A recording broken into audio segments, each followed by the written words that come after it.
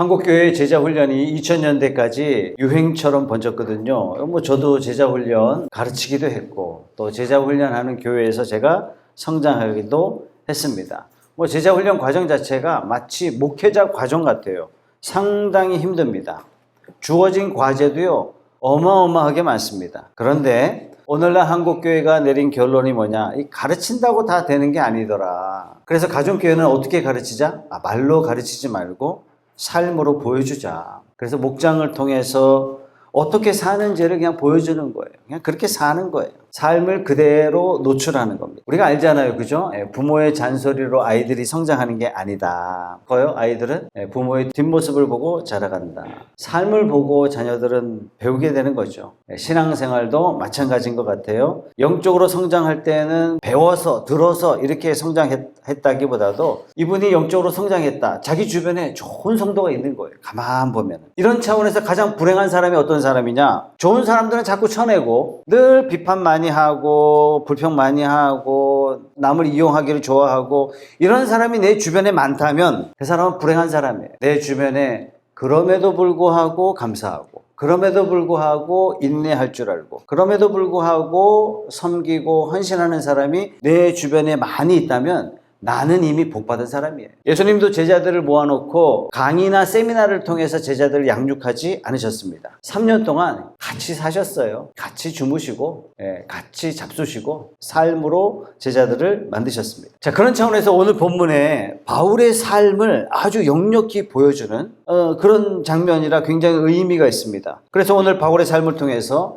예수님의 제자로서 중요한 원칙을 하나 우리가 배울 수 있는데 그게 뭐냐? 강할 때 강해야 되고 유연해야 할 때 유할 줄 알아야 된다 하는 것을 우리가 배울 수 있습니다. 자, 오늘 본문에는 바울의 강한 면이 나오죠. 자, 바울과 바나바가 1차 전도 여행을 마치고 돌아온 다음에 바울이 제안합니다. 우리가 다시 전도 여행을 떠나는데 이미 전도했던 그 도시, 이미 세웠던 그 교회들을 재차 방문하면서 이들이 어떻게 성장했는지, 이들이 어떻게 신앙생활하는지 가서 우리가 돌아보고 격려하는 시간을 가집시다. 오케이 했는데 여기 아주 작은 문제가 발생했어요. 그게 뭐냐? 전도여행을 다시 떠나려고 하는데 누구를 데려갈 것이냐 하는 이 문제에 대해서 바나바와 갈등이 생겼어요. 바나바는 1차 전도여행 때 함께 했던 마가 복음을 기록했던 마가를 데려가기를 원했는데 문제는 바울이 싫어했어요. 마가는 안 됩니다. 절대 안 됩니다. 바울이 왜 반대했을까요? 사도행전 13장 13절 말씀에 보면은 1차 전도여행 때 마가가 바울과 바나바와 전도여행을 쭉 같이 하다가 도중에 포기했어요. 도중에 그만뒀단 말이에요. 중도에 하차했어요. 도중에 집으로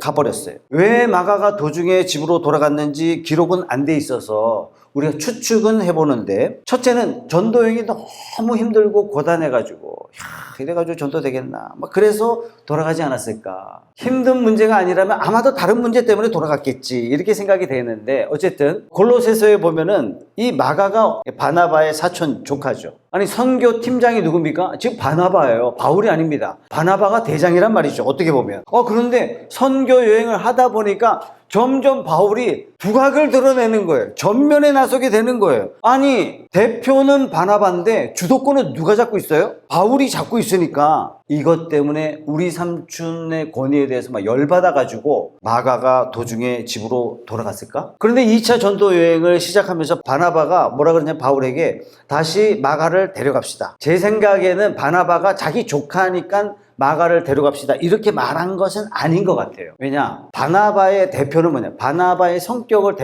특징 짓는 대표는 뭐냐면 바나바는 굉장히 온유한 사람이에요. 배려가 몸에 밴 사람이에요. 누가 잘못했다 나무라지 않아요. 끝까지 참아내는 그런 성격의 사람이에요. 비록 마가가 실수했다 할지라도 다시 기회를 주고 다시 세워가는 이런 사람이 바로 바나바입니다. 이런 바나바의 성격 때문에 마가를 데려가자 이렇게 생각되어지는데 한편 바울은 왜 반대했느냐? 이런 바나바 성격 때문에 마가를 더더욱 반대했던 것 같아요. 자, 그래서 39절 말씀에 보면 바나바와 바울이 아주 심하게 다투었다 이렇게 이야기하는 겁니다. 마가 데려갑시다. 안 됩니다. 데려갑시다. 안 됩니다. 여러분 이 정도가 아니에요. 심하게 다퉜다는 얘기예요. 심하게. 결국 심하게 다퉈서 어떤 일이 벌어졌어요? 갈라섰어요. 더 이상 이 장면 이후에 더 이상 바울과 바나바가 만나는 장면이 없습니다. 물리적으로 절교가 돼버렸어요. 안타까운 일이죠. 신앙에 있어서 큰 인물이었던 바나바와 바울이 결국 결별해서 바나바는 결국 마가를 데리고 1차 전도여행 때 첫 번째 방문했던 키프로스 섬 방문하고 바울은 실라를 데리고 따로 전도여행을 떠나게 됩니다. 자, 바울과 바나바가 이 첫 번째 전도여행을 함께 하면서 정말 힘들고 어려운 순간이 많지 않았겠어요. 그죠? 그런데 오늘 본문에서 관계가 소원해지고 멀어지고 결국에는 서로 관계가 없어지고 맙니다. 개인적으로 바울이 좀 심하지 않았나? 아니, 왜냐하면 바나바는 바울에게 어떤 사람이에요? 은인이에요. 선배예요. 그리고 교회 대표예요, 바나바가. 바울이 다마스커스에서 예수를 믿고 바울이 이제 다마스커스로 가잖아요. 왜 갑니까? 예수 믿는 자 다 잡아 죽이겠다고 가고 있잖아요. 그러던 중에 예수님 만나서 바울이 예수님을 영접합니다. 그래서 바울은 예수님의 제자들을 찾아가죠. 왜? 자기가 예수 믿게 됐으니까 사도들을 찾아가기를 원했는데, 사도들을 만나기를 원했는데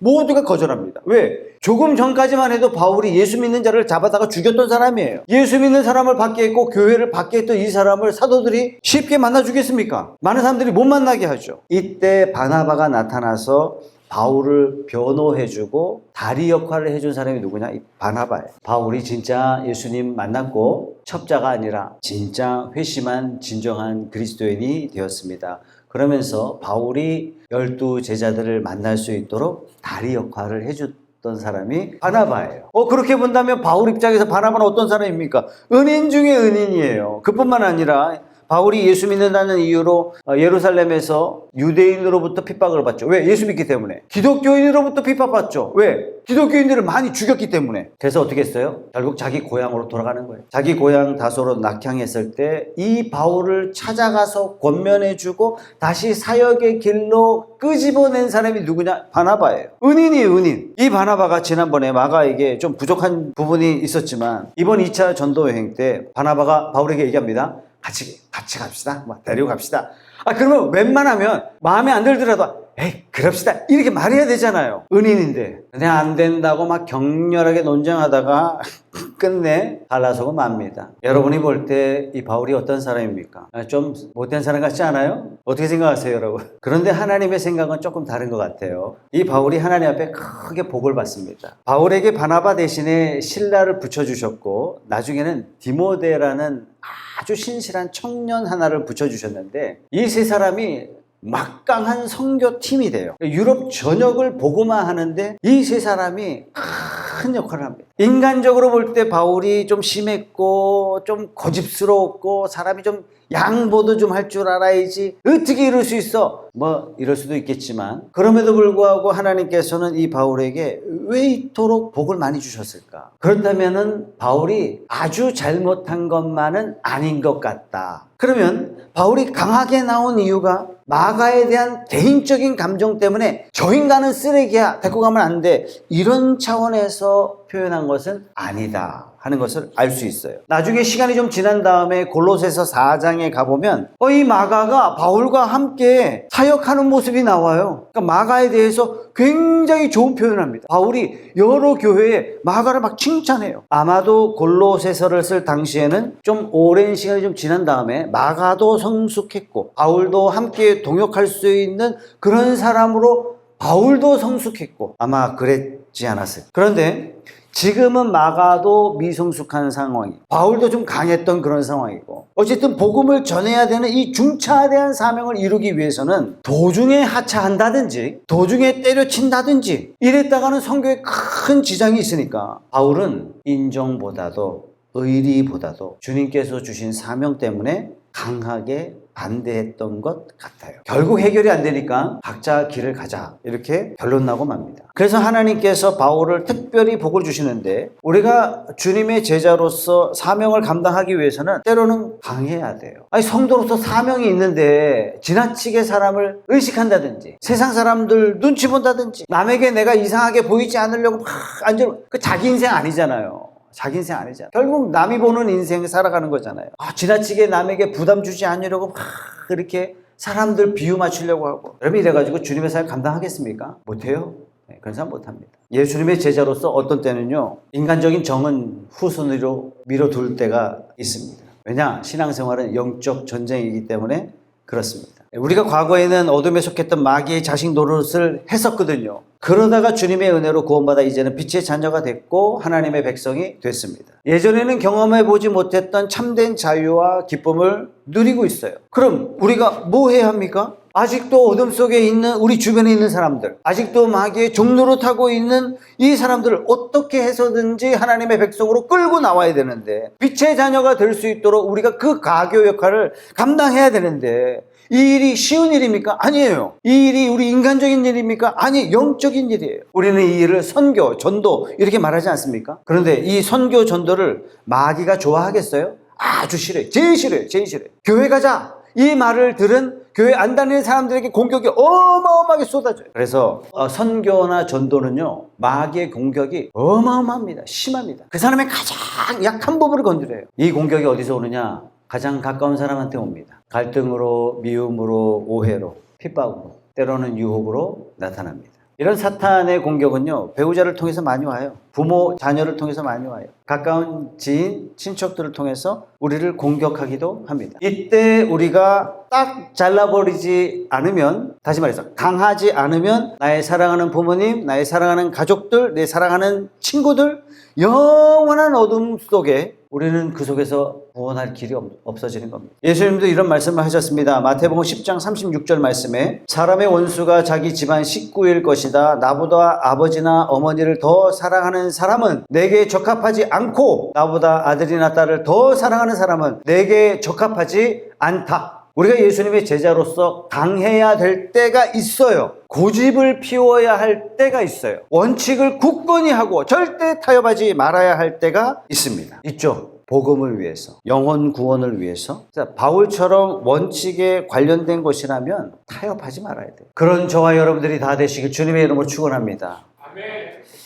항상 확신 가운데 살고 항상 대쪽같이 그렇게 살 수는 없잖아요. 그렇죠? 예수님의 제자로서 저는 무엇보다도 부드럽고 관대하고 온유하고 무엇보다도 예수님처럼 사람을 적극적으로 수용할 줄 아는 그런 모습이 우리에게는 꼭 필요합니다. 그래서 16장 1절에서 5절까지 그 부분이 나오거든요. 바울은 더베와 누스드라에도 갔다. 거기에는 디모데라는 제자가 있었는데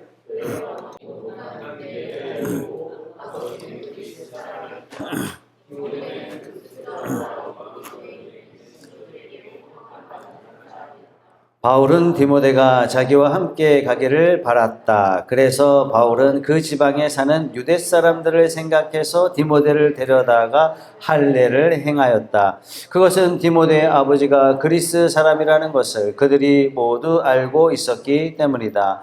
바울 일행은 여러 도시를 두루 다니면서 예루살렘에 있는 사도들과 장로들이 정한 규정들을 전하여 주어서 지키게 하였다. 교회들은 그 믿음이 점점 더 튼튼해지고 그 수가 나날이 늘어갔다. 아멘.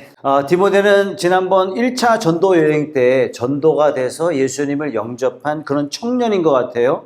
처음 복음을 들었던 이 디모데가요, 보통 처음 믿으면 잘 안 믿기도 하고 좀 신앙이 탁 몸에 정착되기가 오랜 시간이 걸리기도 하는데 이 디모데는 좀 달랐던 것 같아요. 딱 믿고 결단했어요. 믿음이 좋았어요. 특별히 주변 평판도 좋았어요. 믿음도 좋을 뿐만 아니라 생활 상황에서도 이 사람은 신실하고 거짓됨이 없다. 이런 평판이 좋았던 청년이에요. 그래서 바울이 이 디모데를 제자로 영입합니다. 선교 여행에 동참시키려고 했어요.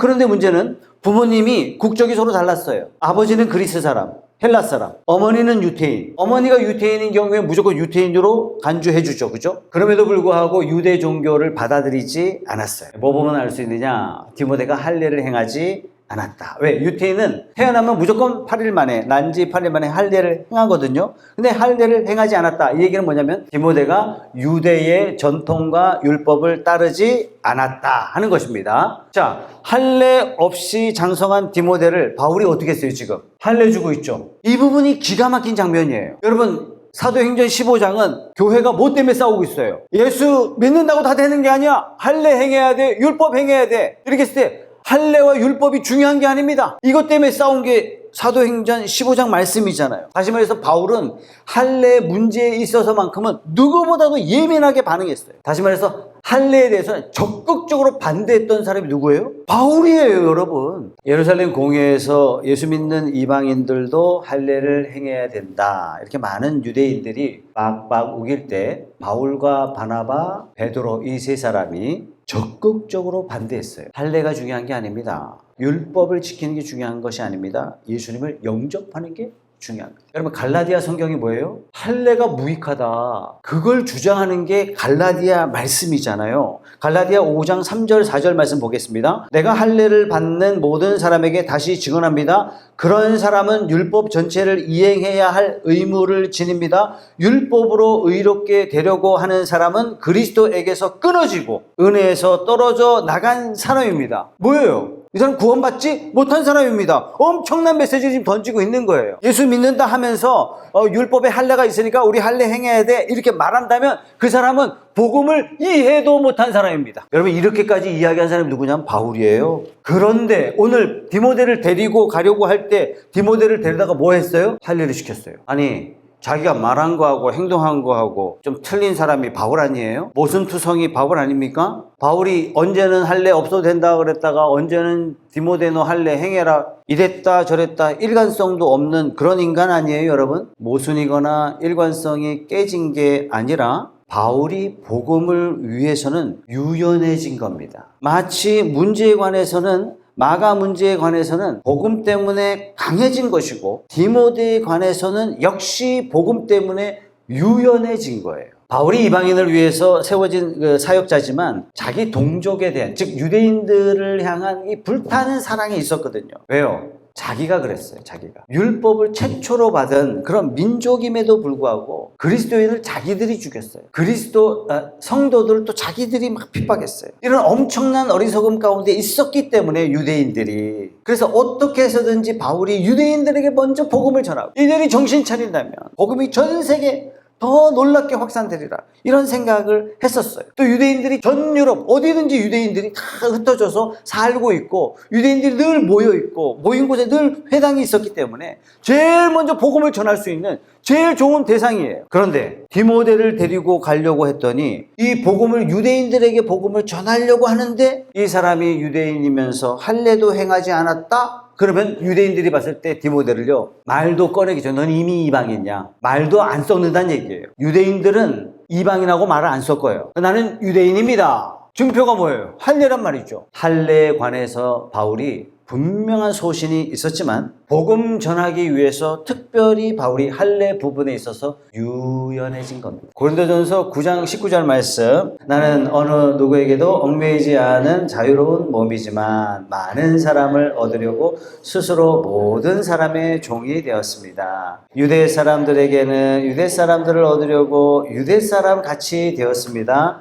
율법 아래에 있는 사람들에게는 내가 율법 아래에 있지 않으면서도 율법 아래에 있는 사람을 얻으려고 율법 아래에 있는 사람같이 되었습니다. 21절, 율법이 없이 사는 사람들에게는 내가 하나님의 율법이 없이 사는 사람이 아니라 그리스도의 율법 안에서 사는 사람이지만 율법 없이 사는 사람들을 얻으려고 율법 없이 사는 사람같이 되었습니다. 믿음이 약한 사람들에게는 약한 사람들을 얻으려고 약한 사람이 되었습니다. 나는 모든 종류의 사람에게 모든 것이 다 되었습니다. 그것은 내가 어떻게 해서든지 그들 가운데서 몇 사람이라도 구원하려는 것입니다.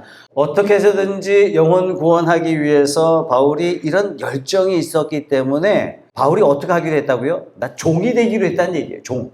여러분, 종이 뭡니까? 종은 간단해요. 주인이 시키는 대로만 하는 게 종이에요. 바울이 복음 전하기 위해서 모든 사람의 종이 되기로 결단했어요. 복음 전하는 것이라면 내 의견을 다 남에게 주기로 결정했어요. 왜? 복음 전하려면요, 부드러워져야 돼. 남들을 수용해야 돼. 남들을 포용해야, 남들을 용서해야, 남이 하자는 대로 해줘야 복음을 전할 수 있기 때문에, 즉 지난주에 여러분들에게 말씀드린 대로 죽고 사는 문제가 아니라면 당신 뜻대로 합시다. 왜? 복음 전하기 위해서 죽고 사는 문제는 상대방이 원하는 대로 내가 그냥 다 들어주겠다. 이 말을 이렇게 표현했어요. 종이 되기로 했습니다. 복음을 위해서 바울이요 무한히 유연해지기로 결단한 겁니다. 성도 여러분, 예수님의 사명을 잘 감당하다가 나중에 하나님 앞에서 정말 잘했다, 착하고 충성된 종아 이렇게 칭찬받는 저와 여러분들이 다 되시길 주님의 이름으로 축원합니다.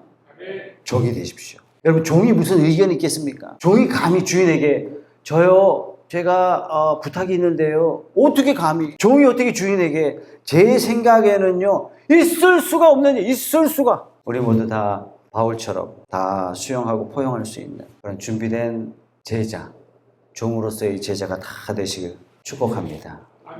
예수님의 좋은 제자가 되기 위해서 때로는 강해야 하고 때로는 유연해야 하고, 그러면서 이게 밸런스가 맞춰져야 되죠. 그죠? 그래서 우리가 강할 때 강하고 유연할 때 유연해지면 되는데 이게 쉽지가 않아요. 대부분 어떻게 합니까? 유해야 할 때 강해져 있고 강할 때 내가 유약해져 있는 모습을 우리는 자주 발견하잖아요. 그죠? 아니, 죽고 사는 문제가 아닌데도 불구하고 그냥 바닥바닥 우기다가 결국 내가 남에게도 상처 주고 나도 상처받고 관계도 소원해주고 별 문제 아닌데 돌아보니까 별것도 아닌데 그거 갖고 싸웠네, 이럴 때가 있잖아요. 그죠? 반대로 진짜 중요한 문제인데, 예를 들어서 자식 키우는 문제 중요한 문제잖아요. 여러분, 가정에서 신앙생활하는 문제 정말 중요한 문제잖아요. 하나님이 주신 물질을 어떻게 쓸 것이냐 너무너무 중요한 문제잖아요. 이런 데는 아무 생각 없이 당신 뜻대로 하세요, 알아서 하세요. 타협해서는 안 되는 문제인데 마치 이 부분에 대해서는 내가 포용력이 넓은 사람이다, 부드러운 사람이다 라고 흉내내고 있는 것 같아요. 우리가 세상 일에도 강해야 할 때가 있고 유연해야 할 때가 분명히 있습니다. 이걸 잘 구분 못할 때는 어떻게 하면 되느냐 가르쳐 주셨잖아요. 그죠? 야고보서 1장 말씀에 지혜가 부족하거든 기도해라. 하나님 이 부분에 대해서 후히 주신다, 기도하면 주신다 하는 것을 우리가 알잖아요. 그죠? 균형을 맞춘다고 해서 내 인생의 50%는 강하고 50%는 부드러워지자, 그래서 되겠습니까, 여러분? 제 생각에는 내 인생의 95%는 부드럽고 5%만 강하자, 이렇게 하는 것이 딱 맞을 것 같아요. 그럼 5%만 강하기 위해서는 어떻게 하면 되느냐? 아예 차라리 내 인생 전체 100% 유연한 사람으로 내가 살겠다, 이렇게 딱 결정을 딱 한 다음에 딱 이 부분에만 내가 타협하지 않겠다. 첫째, 복음 문제에 대해서. 죄 문제에 관하여 신앙 원칙에 관해서는 절대로 내가 타협하지 않겠다, 이러면은 될 것 같아요. 우리가 이 세상 살면서 세상 사람들 앞에 내가 예수님의 제자다 하는 이 증거 어떤 게 있습니까?